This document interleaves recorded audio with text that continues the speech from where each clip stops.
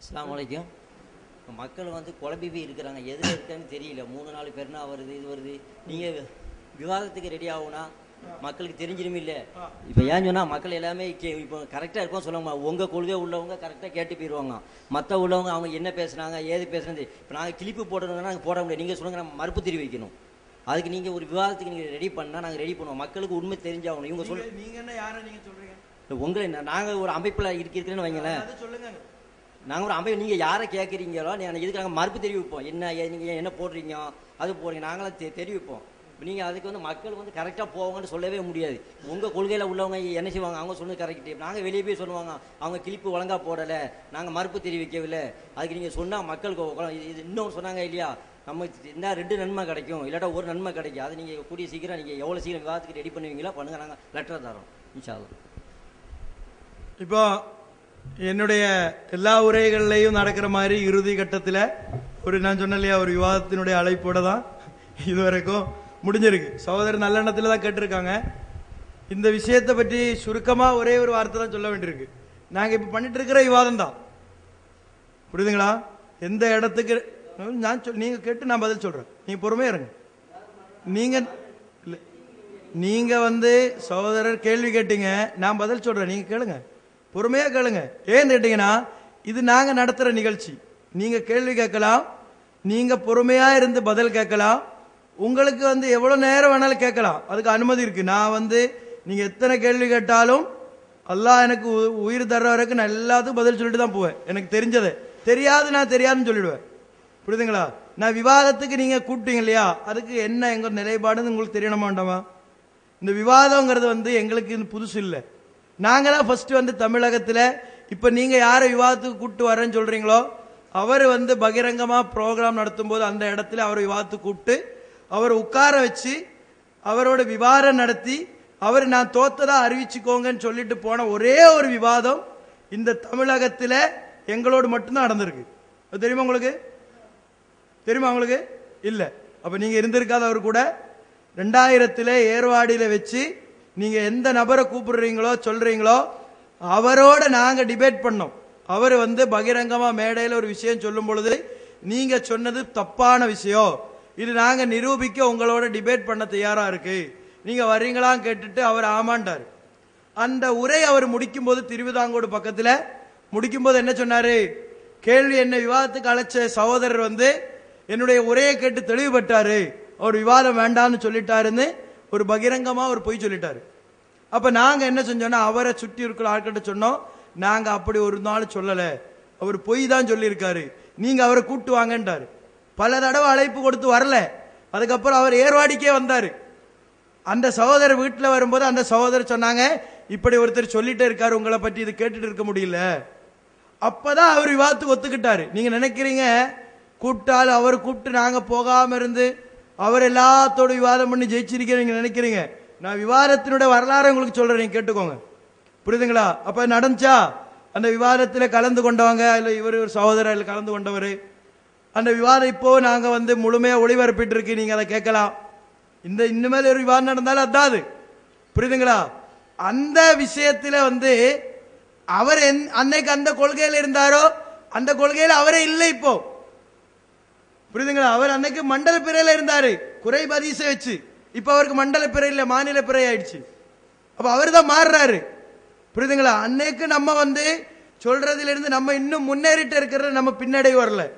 விவாதத்துக்கு அவரை நாங்க வந்து என்ன செஞ்சோம், ஒரு புக்கை வெளியிடும் போது எல்லா தலைவர்களையும் போய் சந்திச்சு அவரையும் போய் சந்திச்சோம், கூப்பிட்டோம். நாங்க புக்கை வெளியிடுறோம், புக்கை வெளியிட்டு அப்புறம் காப்பி அவர் கையில கொடுத்தோம், வெளியிட்டு விழாக்கு அவரை கூப்பிட்டோம், மட்ராஸ் காஜியை கூப்பிட்டோம், நாங்க சொல்றீங்க கேளுங்கன்றாரு, வரல. அதுக்கப்புறம் ஆபீஸ்ல கொண்டு போய் புக்கை கொடுத்தோம், உங்களோட நாங்க இந்த விஷயத்தை டிஸ்கஸ் பண்ண நினைக்கிறேன்னு சொன்னோம் நல்ல முறையில. அவர் சொன்னார் எனக்கு நேரம் இல்லை. அவரை சார்ந்த ஒரு சகோதரர் இன்ன வரைக்கும் பிறையில் அவர் பதில் சொல்லாதனால நம்ம கூட இருக்கு, பேர் நான் சொல்ல விரும்பல. இதனால அந்த சகோதரர் அந்த அமைப்பிலிருந்து கேட்டார் அவர்கிட்ட, நீங்க பிறையில சொல்றதுக்கு மாற்றமான கருத்து தான் எனக்கு இருக்கு, நீங்க சொல்றீங்க சிந்திச்சு செயல்படணுங்கிறீங்க, உங்களோட சிந்தனைக்கு எனக்கு சரியா தெரியல, இப்படி இந்த சிந்தனையோட நான் அந்த அமைப்பில் இருக்கலாமான்னு கேட்டதுக்கு இருக்க முடியாதுன்றாங்க. அப்படின்னு என்ன ஆகணும், நீங்க தக்லீது பண்ணி இருக்கணும், நீங்க சிந்திக்க கூடாதுன்றாங்க. அதனால அவர் வெளியிட்டாரு. இப்போ அவர் கொடுத்த லெட்டரும் இருக்கு, இதுவரைக்கும் அவருக்கு பதில் கொடுக்கல. அந்த அமைப்பில் உள்ளவங்க என்ன சொன்னாங்க, இந்த புதிய நிர்வாகம் வரும்போது உங்களுக்கு பதில் தருண்டாங்க. புதிய நிர்வாகம் 2 தடவை மாறி வந்தாச்சு, இது ஒரு பதில் தரல.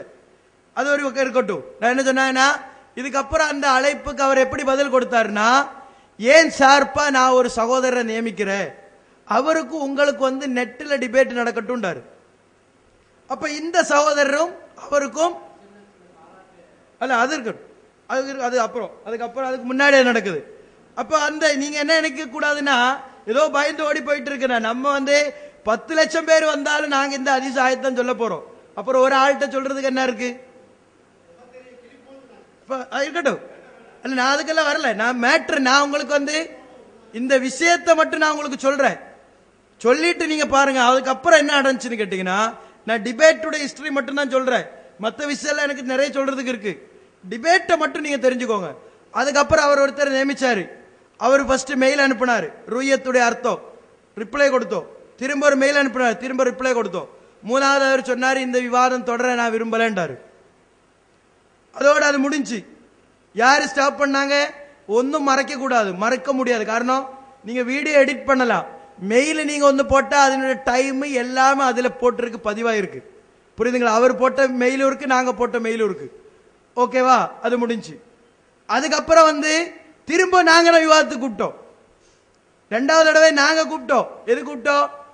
அவர் வந்து ஒரு சகோதரரை பாராட்டி அவருடைய அந்த இதுல எழுதுறாங்க, அவரை நம்ம பாராட்டணும் அப்படின்னு சொல்லிட்டு எழுதுறாங்க. அப்ப நாங்க என்ன கேட்டோம், அவருடைய கொள்கை வந்து சர்வதேச பிறை, உங்க கொள்கை வந்து மாநில பிறை. அப்ப எப்படி நீங்க அவரை பாராட்ட முடியும்? அப்ப நீங்க அவர் கொள்கைக்கு போயிட்டீங்களா? அப்ப நீங்க உங்க 2 பேரையும் ஒரு சேர நாங்க விவாதத்துக்கு அழைக்கிறோம் தான் சொன்னோம். என்ன சொன்னோம்? உங்க 2 பேரையும் சேர்த்து நாங்க விவாதத்துக்கு அழைக்கிறோம். அதுக்கு அவர் தந்த பதில் என்ன தெரியுமா? ரெக்கார்டா இருக்கு, லெட்டரா இருக்கு. நீங்க ஆளை சொல்லியா? என்ன ஆளை சொல்ல எனக்கு சொல்றது, நான் இருக்குதான் ஃபர்ஸ்ட் கேட்டேன் நீங்க யாருன்னு. நீங்க யாரோட டிபேட்டுக்கு இருக்குன்னு கூப்பிட்டீங்களோ எங்க தமிழ்நாட்டில்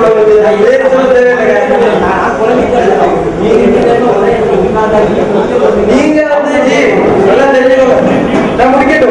நீங்க வந்து இப்ப இல்லைங்க, இதே நிலைப்பாடு இருந்தா நீங்க மௌத்தாகிற வரைக்கும் குழம்பிட்டு தான் கிடக்கும். நீங்க தெளிவு பெறதுக்கு நான் வழி சொல்றேன். நீங்க குழம்பாம இருக்கிறதுக்கு தெளிவு பெறதுக்கு தான் வழி இது.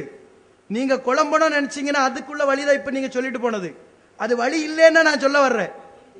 மக்கள் தாங்க இதெல்லாருமே சகோதரரே, இல்ல இல்ல இதெல்லாம் மக்கள் தான். நீங்க நல்லா கேட்டுக்கோங்க. எங்களுடைய ப்ரோக்ராம் எப்படி தெரியுமா? நாங்க பெருமைக்கு சொல்லல. ஒரு இடத்துல நாங்க ப்ரோக்ராம் போடுறது எப்படின்னா, இது மாதிரி மைக்கு வச்சு நின்று மக்கள்கிட்ட நீங்க கேள்வி கேட்டுக்கோங்க சொல்றதா. இதுல ஆலிம் இருக்கலாம், ஆலிம் அல்லாதவர் இருக்கிற யார் இருந்தாலும் எங்களுக்கு ஒரே மாதிரி தான். காரணம் என்ன? ஒரு ஆளுக்கு ஒரு மாதிரி பதில், இன்னொரு ஆளுக்கு வேற பதிலும் இல்ல. யாரு கேட்டாலும் இதே ஹதீஸ் இதே ஆயத்து தான் சொல்ல போறோம். அவரு கேட்டாலும் அதான் சொல்ல போறோம். அவரோட நடந்தது என்னன்னு உங்களுக்கு தெரியாதனால நீங்க வந்து இந்த விளையாட்டுல லாஸ்ட்ல தான் வந்திருக்கீங்க. அதனால நான் உங்களுக்கு என்னன்னா, நம்ம கட்டுரை எல்லாம் படிக்கும் போது என்ன சொல்ற, கதை இதுவரைன்னு சொல்லுவாங்க இல்லையா, அது படிக்காம நீங்க இது படிச்சா சரி வராத எழுத்தாளருக்கு தெரியும். நான் அதான் சொல்லிட்டு இருக்கிறேன். அது கேட்கறது உங்க மனசு விடல பாருங்க. அது கேட்கறதுல தான் நான் தான் சொல்றேன், உங்களுக்கு குழப்பம் எங்க இருக்கு அதான் தீர்த்தர. அது முடிச்சுட்டு தான் நீங்க போனோம். புரியுதுங்களா? அப்போ என்ன ஆயிடுச்சு, இந்த விஷயம் நடந்துட்டு இருக்கும் போது அவர் வந்து என்ன சொன்னாரு தெரியுமா? ராமகோபாலனையும் தீகாவில் இருக்கக்கூடிய இருக்கார் இல்லையா, அவர் 2 பேரையும் ஒரே மாதிரி அழைச்சா வருவாரா? இப்படி இருக்கு பதிலு. அப்ப நாங்க திருப்பி கேட்டோம், இதுல ராமகோபால யாரு, தீகால என்ன பேர் என்ன, வீரமணி யாருன்னு கேட்டார். கேட்கணுமா வேண்டாமா? அவரே தான் சொல்றாங்க. அவர் உதாரணம் சொல்லும் போது இந்த 2 பேரை நாங்க அழைச்சிருக்கிறது யார, கருத்து வேறுபாடு இருந்தாலும் அவங்கள பற்றி நம்மளோட எண்ணம் என்ன, தமிழ்நாட்டில் வந்து கொள்கையை சொல்றதுக்கு தைரியமா இந்த 2 பேர். நமக்கு ஒரு கருத்து வேறுபாடு இருக்கு, நாங்க என்ன செஞ்சிருக்கிறோம், டிஸ்கஷனுக்கு கூப்பிட்டதுக்கு பதில் என்ன வந்துருச்சு, லெட்டர்ல. அவங்க லெட்டர் பேடில் எழுதி கொடுத்த என்ன, வீரமணியையும் ராமகோபாலனையும் ஒப்பிட்டு சொன்னாங்க. நாங்க பதில் கொடுத்தோம். ஒவ்வொரு லைனுக்கு வரி, வரிக்கு வரி ஆப்புங்கிற அந்த ஒரு வார்த்தை இருக்கு இல்லையா, அந்த வரிக்கு வரி நான் தான் எழுதி கொடுத்தேன். அதுக்கு வந்து ஒரு பதில் வரல. எல்லா அவங்க நம்மளை திட்டி போட்டதும் நாங்க கொடுத்த பதில் ரெண்டுமே நாங்க என்ன செஞ்சிருக்கிறோம், எங்க சைட்ல போட்டிருக்கிறோம். ஆனா அவங்க சைட்ல நாம கொடுத்தது இல்ல. அப்ப யாரு மறைக்கிறாங்க, யாரு குழப்புறாங்க? நீங்க கேட்கணும், இத யாரு குழப்புறாங்க அதை நீங்க தெரிஞ்சுக்கணும். அப்ப என்ன ஆகுதுன்னா, இல்ல இது நம்ம இந்த விஷயம் வந்து பதிவாகணும். என்ன நாளைக்கும் என்ன செஞ்சிடக்கூடாதுன்னு தெரியுமா, ஓடி போயிட்டு இருக்கிறாங்கன்னு சொல்லிட்டு மக்களை ஏமாத்திட்டு இருக்கிறாங்க. அது முடியணும்னோட, புரியுதுங்களா உங்களுக்கு? இப்ப நாம திரும்ப திரும்ப கேட்டோம், உங்களை 2 பேரையும் தான் கூப்பிட்டோம். சர்ச்சை வந்து ஏன் நாங்க வந்து பகிரங்க விவாதத்துக்கு இப்ப வரலன்னு தெரியுமா? அதுக்கு காரணத்தை விலாவாரிய நாங்க விளக்கணும். 2 டிபேட் வந்து நடந்துச்சு பிறை விஷயத்துல. ஒன்னு எங்க நடந்துச்சு, ஒன்னு ஏர்வாடியில் நடந்துச்சு. கொஞ்சம் பேசாம இருங்க. 2வது டிபேட் வந்து மதுரையில் நடந்துச்சு. என்ன மதுரை டிபேட் தெரியுமா? இப்ப நீங்க எல்லாரும் என்ன கருத்து வேறுபாடு இருந்தாலும் எப்படி உட்கார்ந்துட்டு இருக்கீங்க, சகோதரத்தோட உட்கார்ந்துட்டு இருக்கீங்க. மதுரையில் என்ன சொன்னாங்க, நடுவில் ஒரு கயிறு கட்டுறோம், இங்கிட்டு இருந்து டீ இங்கிட்டு போக கூடாது, அங்கிட்டு இருந்து டீ இங்கிட்டு போக கூடாது. இந்த சமுதாயத்துக்கு நடுவில் கயிறு கட்டலான்னு அவர் நினைச்சாரு. அதுக்கு தான் நாங்க புடி கொடுக்கல. உங்களுக்கு தெரியுமா, இந்த சமுதாயத்துக்கு நடுவில் கயிறு கட்டலான்னு நினைச்சாரு. அதுக்கு நான் நிறைய ஆதாரம் சொல்ல முடியும். புரியுதுங்களா? இங்க இருந்து டீ கொடுக்கலங்க. அடுத்தது ஜகாத் டிபேட் நடந்துச்சு. அந்த டிபேட்ல நான் இருக்கிறேன். என்ன நடந்துச்சு தெரியுமா? டீ வந்துருச்சு, இங்க உள்ள சகோதரர்களுக்கு டீ இல்ல, டீ கொடுக்கலங்கன்றாரு. அப்ப அவர் சொல்றது, இது வந்து எங்க அமைப்பு டீன்றாரு. நீங்க அந்த பிராண்ட் டீ அன்னைக்கு தான் நான் கேள்விப்படுறேன். ப்ரூக் பாண்ட் இதெல்லாம் கேள்விப்பட்டிருக்கோம். அந்த பிராண்ட்ல ஃபர்ஸ்ட் டீ அது. அப்ப வந்து சொன்னாங்க, அதோட முடியல, கேமராக்கு வந்து கரண்ட் இங்க இருந்து அங்க கொடுக்க கூடாதுன்றாங்க. பிரச்சனை முடிச்சிட்டு போகும்போது அடிதடி சண்டை. ஒரு தொழுகை நடக்குது. தொழுகை நடக்கும் போது ஒரு சாரார்கள் போர்க்களத்தில் நின்றுட்டு இருக்கிற மாதிரி சஃபா நின்றுட்டு இருக்கு. தொழுகல கூப்பிட்டு கேட்ட, என்னங்க இணை வைக்கிறோம், பின்னாடி தொழக்கூடாது, நம்ம பிரச்சாரம் பண்ணிட்டு இருக்கிறோம். இவங்க வந்து உங்களோட இருந்த உங்களுடைய உஸ்தாத் அவரு, தொழ வைக்கிறவரு, மாணவர்கள் பின்னாடி தொழா பண்ணிட்டு இருக்காங்க. என்ன காரணம்? விளக்கம் இல்லை.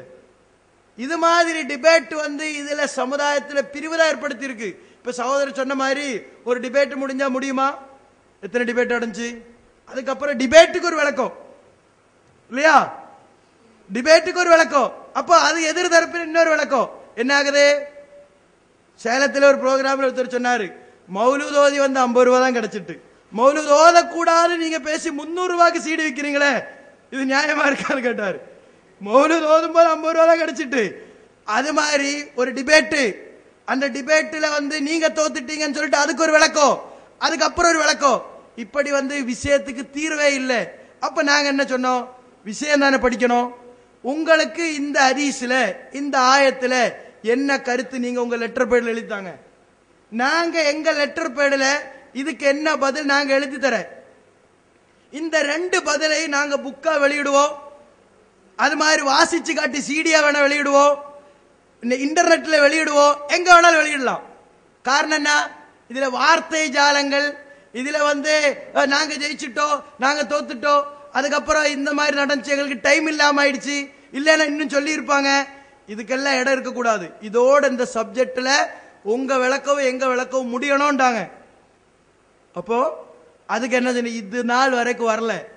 அப்ப நாங்க என்ன சொன்னா, நான் தான் அவருக்கு பதில் கொடுத்தேன். என்ன சொன்ன, டிபேட் மட்டும்தான் விஷயத்துக்கு தீர்வு, இது இல்லாம ஒரு விஷயத்தை விளக்க கூடாதுன்னு சொன்னால், அவர் லெட்டர் பேட்ல எழுதி கொடுத்தேன், இனிமேல் நீங்க டிவியில் பேசக்கூடாது, நீங்க கட்டுரைகள் எழுதக்கூடாது, நீங்க உங்க வெப்சைட்ல யாருக்கும் கேள்விக்கு பதில் கொடுக்க கூடாது. காரணம் என்ன?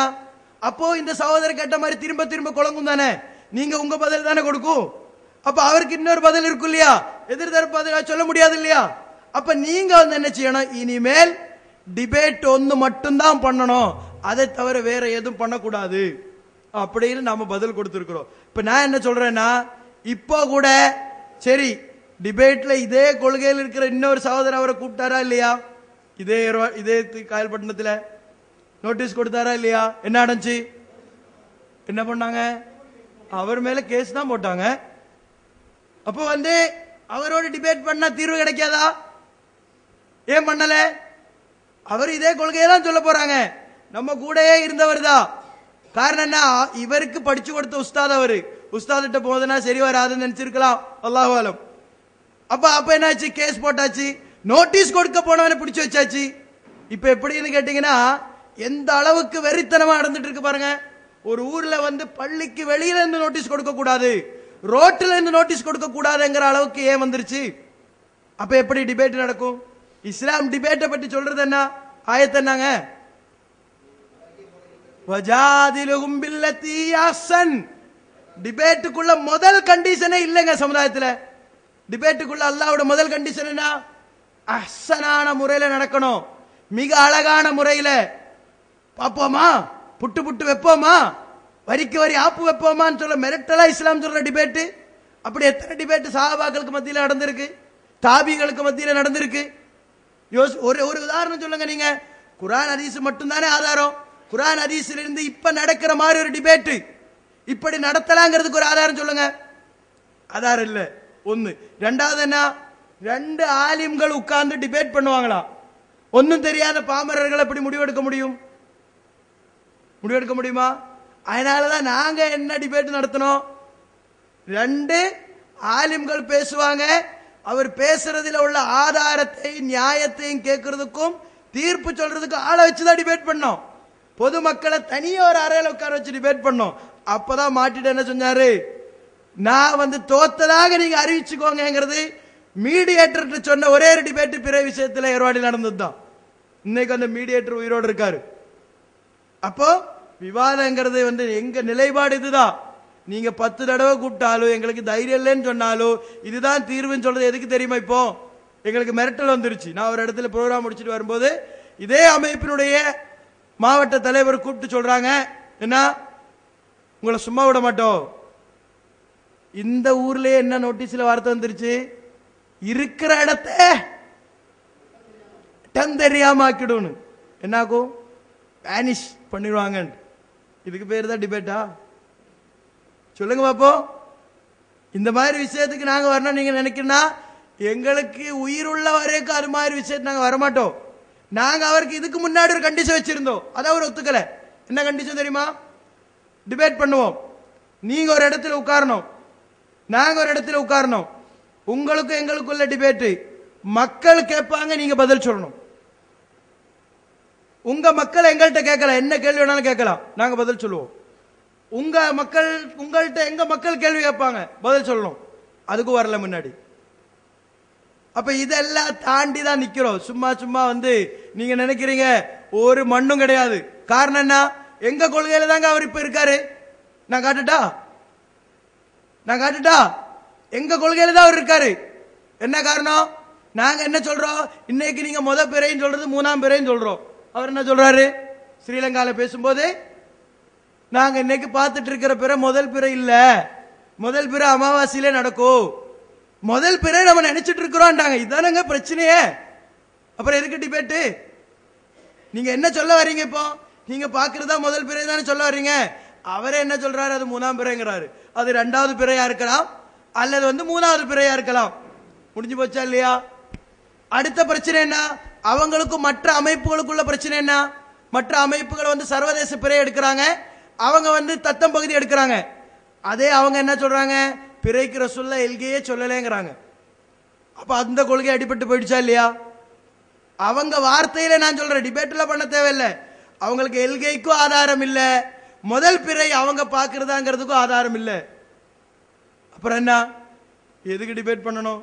முதல்ல நான் அதான் எழுதுறேன், உங்க கொள்கை என்னன்னு சொல்லுங்க. இதுவரைக்கும் ஏர்வாடி டிபேட்ல கடைசி வரைக்கும் நாங்க கேட்ட என்ன உங்க கொள்கை, பிறையில என்ன கொள்கை, அதுக்கு ஆதாரம் சொல்லுங்க. நீங்க அந்த டிபேட் எடுத்து பாருங்க, இறுதி வரைக்கும் அவங்க கொள்கையை சொல்ல மாட்டாங்க. என்ன சொல்லுவாங்க? உங்க கொள்கை தப்புன்னு ஆயிடுச்சா, எங்க கொள்கை சரி வரும் தானே. அப்ப நம்ம கொள்கை தப்பானாதான் அவங்களுக்கு கொள்கை வருமா? இப்போ ஒரு ஆளு இஸ்லாத்தை பற்றி கேட்கிறாங்க, என்ன உங்க கொள்கை? உங்க கொள்கை தப்புன்னு ஆயிடுச்சா, எங்க கொள்கை என்னன்னு தெரிஞ்சு போயிடும். இப்படியே பதில் சொல்லுவாங்க. இஸ்லாத்தின கொள்கைன்னு சொன்னா அல்லாஹ் மட்டும்தான் வணங்கணும், வேற யாரும் வணங்கக்கூடாது. இப்படி தெளிவா சொல்லுமா இல்லையா? அது மாதிரி சொல்லட்டுமா? தமிழகத்திற்கான பிறை அறிவிப்பு நீங்க சொல்றீங்க, தமிழகத்திற்கு தான் பிறை தென்படும், இது தமிழகத்திற்கு மட்டும்தாங்கிறதுக்கு நீங்க ஒரு ஆதாரத்தை எடுத்து போடுங்க. அப்ப நம்ம டிபேட் பண்ணுவோம். யாரு வர தேவையில்லை, நான் வரேன். இந்த இடத்துல நான் சொல்றேன், நான் வரேன். இதுக்கு முன்னாடி கூப்பிட்டவங்க மேல என் மேலே கேஸ் போடுங்க. அதெல்லாம் நடக்கும். ஒத்துக்கிட்டா என்ன நடக்கும்? ஒத்துக்கிட்டா என்ன நடக்கும்? முதல்ல ஒரு தமாஷ் சொல்லட்டுவா, ஒருத்தர் வந்து தெருவில் இருந்து சொன்னாரா, என்ன அடிக்க யாரா தயாரா இருக்கான்னு கேட்டாரா. ரொம்ப நேரம் எல்லாரும் பார்த்துன்னு ஒரு சின்ன பையன் வந்து டமான்னு ஒரு அடிச்ச ஆளு விழுந்தோன்னு ஒரு சொன்ன, எங்க 2 பேர்கிட்ட யாரா சண்டைக்கு வர்றீங்களா கேட்டாரா. இப்ப என்னாச்சு, முதல்ல எல்லாரும் கூப்பிட்டாங்க, இப்ப அடி வாங்கணும்னா இப்ப இவன் தோல்ல கை போட்டு என்ன சொல்றாங்க, எங்க 2 பேர்கிட்ட யாரா சண்டைக்கு வர்றீங்களா கேட்கிற மாதிரிதான் தமிழகத்துல இப்ப நடந்துட்டு இருக்கிற விஷயம் எல்லாம். நான் கேட்கிற 2 கொள்கைக்கும் ஆதாரம் சொல்லல. ஒரு கொள்கை என்ன, தத்தம் பகுதி தான் பிறை, ஆதாரம் இது வரைக்கும் இல்ல. அதான் நான் குறைப் ஹதீஸ் தான் ஆதாரம் சொன்னாங்க. குறைப் ஹதீஸ் வந்து ரசூலுல்லா காலத்துல நடக்கல, வேற ஹதீஸ் ஆதாரம் இல்ல. ரசூலுல்லா காலத்துல வந்து குறைப் ஹதீஸ் இல்ல, அப்ப ஆதாரம் இல்ல. ரெண்டாவது என்ன இருக்கு, முதல் பிறை வந்து அவங்க கண்ணால பாக்குறதா முதல் பிறை தான் அவங்களோட கொள்கை. அதுக்கு மாற்றமா அவரே பேசியிருக்காரு, அது 3ஆம் பிறை தான். ரெண்டுமே அடிபட்டு போயிடுச்சு. அது தெரிஞ்சதுனாலதான் இப்ப என்ன செய்யுதுன்னா, எங்களை நீக்கினாலும் பரவாயில்ல, எங்களை வந்து பேசாம இருந்தாலும் பரவாயில்ல, நாங்க வெளியே போறோம் சொல்லிட்டு கூட்டம் கூட்டமா வந்துட்டு இருக்கு வெளியே. இந்த வெளியில வர்றதை நிப்பாட்டுறதுக்கு தான் என்ன செய்யறது, எங்க ப்ரோக்ராம் நடத்தினாலும் நீங்க அவரோட டிபேட்டுக்கு வரீங்களா அவரோட டிபேட்டுக்கு வரீங்களான்னு சொல்லிட்டு கூப்பிடுறதுக்குண்டான முயற்சிகள் செய்யறது. அதனால வந்து எங்களுடைய கொள்கை இதுதான். எழுத்துப்பூர்வமாக இந்த விஷயத்துல நாங்க சர்ச்சை பண்றதுக்கு தயாரா இருக்கு. நேரடியாக இப்ப நாங்க என்ன செய்யல, இந்த சூழ்நிலையில கருத்துல கொண்டு இப்ப யாரோடைய நேரடியாக விவாதம் பண்ணணுங்கிற முடிவுக்கு எங்களுக்கு இல்லை. எங்களுக்கு ஷூரா கவுன்சில் இருக்கு, அந்த ஷூரா முடிவு பண்ணி டிபேட் பண்ணலாம், நல்ல முறையில் பண்ண முடியும், அதனால பிரச்சனை இல்லை அப்படிங்கிற ஒரு சூழ்நிலை வந்தால் நாங்க தான் முடிவு பண்ணோம். நீங்க கூப்பிடுறது உங்க கடமை, வரணுமா வேண்டாமான்னு முடிவு பண்றதுக்கு எங்களுக்கு ரைட்ஸ் இருக்கு. அது நீங்க தயவு செஞ்சு ஒத்துக்கோங்க.